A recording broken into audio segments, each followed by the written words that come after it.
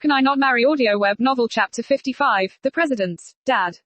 It's really unexpected of you to lie to your husband because of me. I'm really moved. Seo Yin suddenly rushed up towards her. Du Lacey's face was suddenly covered with black lines. Refrain from advancing. We're not that familiar with each other. If wasn't because she feared the president will eat vinegar, she wouldn't have compiled to lie.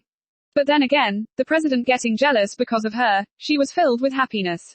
Oh, Tilda, darling, saying that really hurts my self-esteem, Seo Yin said with a hurtful expression as he clutched his chest.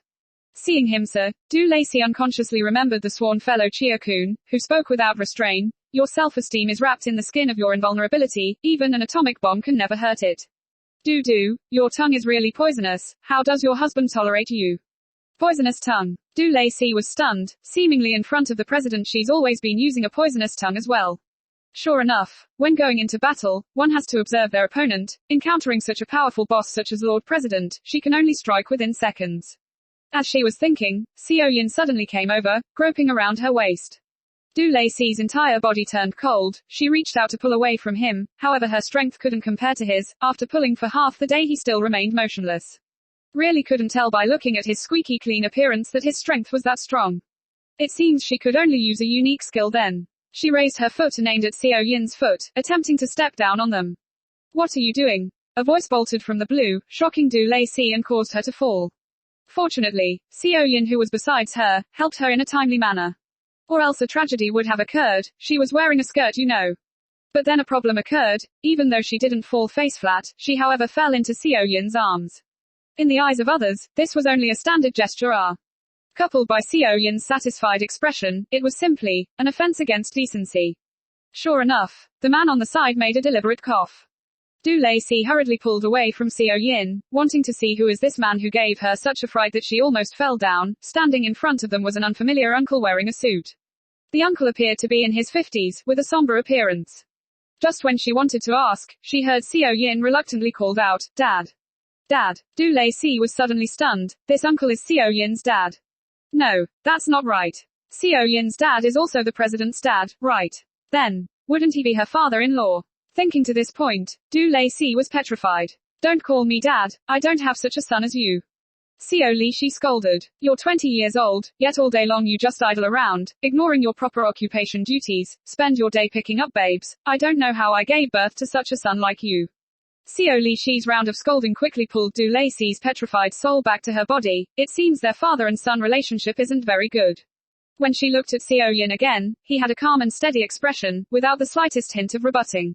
I'm busy as it is. I request you not to cause trouble for me if there's nothing. I'm a father that doesn't require you become outstanding. As long as you're 1/10 of your brother, I will feel very at ease. Don't compare me to that person. Seo Yin suddenly snapped. How dare you talk back to me? Seo Li Shi was clearly exasperated. So what if I compare you with Lian Jun? You can't compare to your older brother. Both of you are my sons, yet Lian Jun have more future prospects than you. Besides your moral integrity of using my money to idle away your time in pleasure seeking, what else do you know? Yes. Nothing of me can compare to your Ah Jun. What's with your attitude? Every time I bring up your older brother, you'll headbutt with me. Are you really my son? I'm not. Okay. Impudent. Seo Li Shi was so angry that he couldn't catch his breath. If you continue to go on like this, what's the difference between you and those street punks? You're simply a scumbag, even worse than a dog. How can you say such things about your son? Du Lacey finally couldn't listen further. Which dad would compare their sons to a dog? Who are you? Seo Li Shi finally took notice of the woman beside his son. Me. You don't need to know who I am. It's wrong for you to speak of your son this way. HMPH. Seo Li Shi sneered. How I teach my son is my business. Also, it doesn't take you an outsider to teach me. But you're also a girl, affectionately hugging a man in a public place. I really don't know how your parents educate you. Seo Li Shi's spearhead suddenly pointed towards Du Lacey. It actually cooled down her anger instead. This point you can be rest assured, my parents educated me very well. At least I know what is respect. I wouldn't compare my loved ones to dogs. What a sharp-tongued girl you are. Seo Li Shi returned his focus back on Seo Yin and sneered. I finally know what is. One who stays near vermilion gets stained red, and one who stays near ink gets stained black. You often associate with uneducated person like her. No wonder you learn how to talk back. You're the one who's uneducated. You and your entire family are uneducated. Do Lacey really want to scold this sentence out? However, she gave it a thought. Seemingly this entire family also includes the president and herself, so she quickly swallowed the words in her mouth. Yes, I'm uneducated, I had no father to teach me, and no mother to raise me. Pa. Seo Yin's face was left with a number of red marks, while Seo Lishi stood there with his shoulder trembling due to anger. From quarreling to receiving Seo Lishi's slap, it had attracted many onlookers. At this time the crowd have begun to whisper to one another. It was the first time Du Lacey encountered this kind of thing. She suddenly felt overwhelmed and at lost. Because of her impulsiveness, it was probably impossible to mediate the conflicts she had with Seo Lishi. Can she really just sit and watch her own father-in-law and his brother-in-law quarrel and not do anything? Seemingly their relationship appears extremely complex. Du Lacey was in a dilemma, facing such predicament. Finally she decided, out of 36 stratagems, the best is to retreat at once. Then, taking advantage that Seo Yin hadn't reacted, she took a hold of his hand and escaped through the crowd. This time, she had a surge of adrenaline, her strength greatly increased. Unexpectedly she dragged the strong Seo Yin and swiftly ran out of the shopping center, directly running onto a public bus. After paying for their tickets, they found a place to sit down. Suddenly her legs felt numb and her forehead was sweating. That was too scary. She didn't expect the president's dad to be unreasonable and conservative, ruthlessly scold others and even more ruthless when hitting others. Just judging by the sound of that slap, it can absolutely make one dizzy. Oh, that's right, Seo Yin. She remembered that she was dragging that man. She quickly looked up and inquired Seo Yin about his injuries. Are you okay? Seo Yin replied with a poker face, it's nothing. Still so stubborn to admit it, yet half of his face was swollen. Du Lacey decided to be a good person until the end. She took out the water bottle and towel from her handbag, wanting help him apply it. I don't need you to pity me. Seo Yin suddenly threw off her hands. Cow. Because of him, she even offended her father-in-law. He is so not grateful towards her, even dare to shout at her. Sister, I today definitely pity you, alright. Without any other explanation, Du Lacey took the towel and cleaned the corner of his mouth. Ah. Seo Yin yelped in pain, furiously glared at her. What are you doing?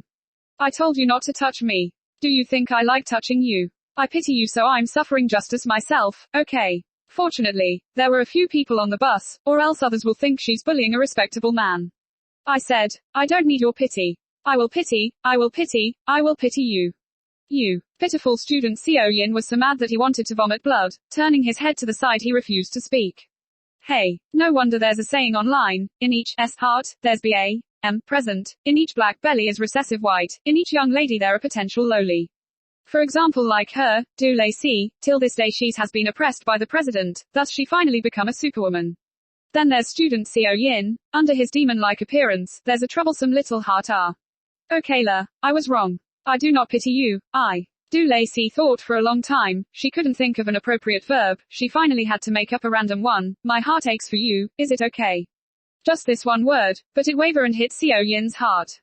What did you say? He turned around and stared at her. My heart aches for you, seeing your handsome face swollen to such extent.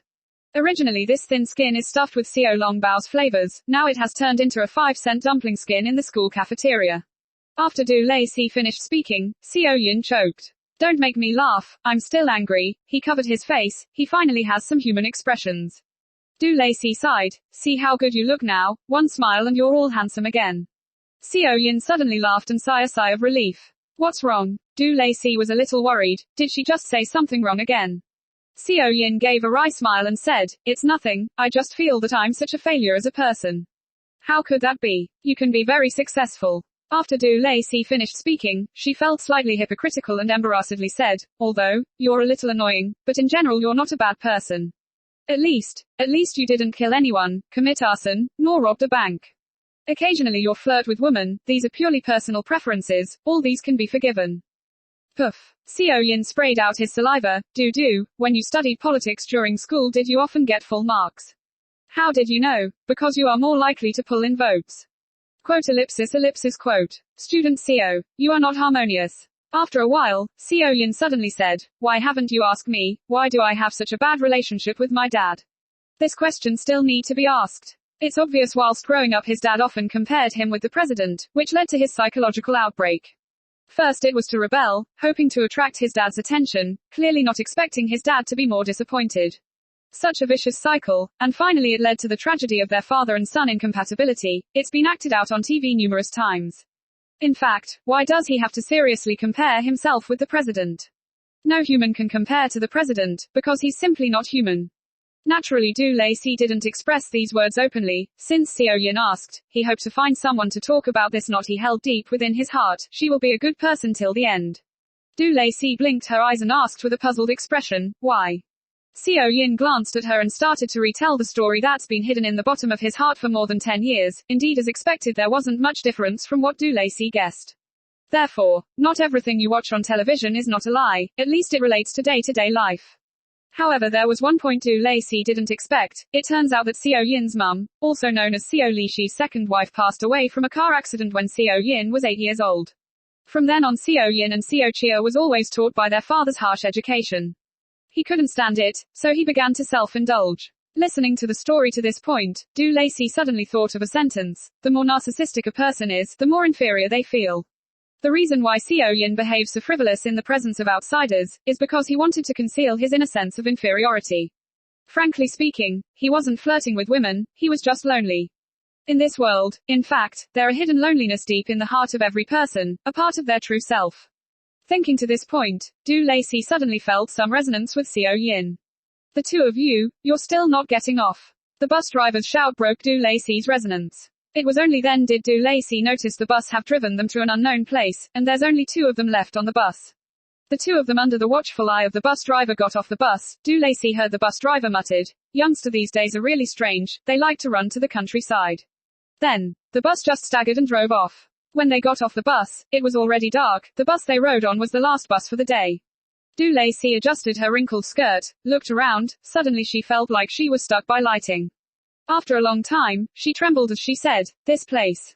I seem to have been here before." Seo Yin looked at the surrounding deserted farmland. "This place is the middle of nowhere, why would you come here?" Du Lacey's forehead was covered with black lines. "I came here by car." At this time, a duck climbed up from the side of the paddy fields, wriggled to Du Lacey's foot, suddenly eyeing her before making a "gar" sound. Du Lacey was finally filled with tears. This place where only cart is the source of transportation. Suddenly, her cell phone rang. "Why haven't you returned?" The president's voice sounded a little angry. Du Lacey pulled a long face. "I've got on the wrong bus." "Where are you now? I'll come and pick you up." I also don't know." Suddenly a flock of ducks walked front of her. "Tell Seo Fang it's the place with many ducks, he'll know. You better discuss with those group of ducks and think of how you'll explain this to me." Then, he hung up the call phone. Du Lacey stared blankly at the phone, then looked at the ducks, and stared at the smiling Seo Yin, feeling embarrassed. Oh heaven and earth, Tilda, can someone tell her how she's going to explain this the president?